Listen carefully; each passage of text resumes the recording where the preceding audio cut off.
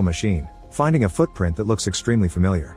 When they return to the office, Louis shows Eleanor and Cerruti that he has a picture of the same footprint from the crime scene where a former IMF executive director was killed last year. Cerruti sends the footprints to the lab and confirms there's a high possibility of a match. They also learn that the reason why they have such a particular tread pattern is that it belongs to a custom shoe made for a metal leg brace. Louis asks for these clues to be sent to the FBI to confirm the match, but before they can go any further, Barillo shows up and informs them that Louis and Eleanor must leave the country because this is his investigation.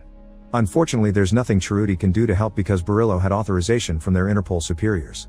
Later at the airport, Eleanor sees the metal detector and realizes that if the second sniper left the country, the security cameras should have caught him removing the metal leg brace to pass the inspection. Cerruti uses his police power to talk to the airport guards and gets them access to the recordings, but the consultant is hard to see because he knows where the cameras are and he always keeps his face turned away. An airport employee checks the flight logs and confirms this guy left the country and is already in New York.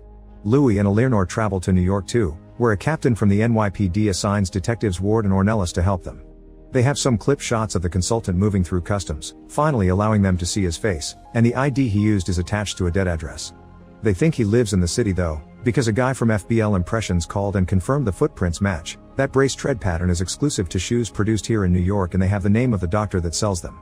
While Eleanor returns to the office to calm down her superior who thinks she's playing with fire, Louis and the detectives visit Dr. Isaacson, who only accepts to help when Louis tells him there's a patient of his that has killed multiple doctors and he may be next. Isaacson agrees to give them access to his files, but he doesn't recognize the consultant when he's shown a picture.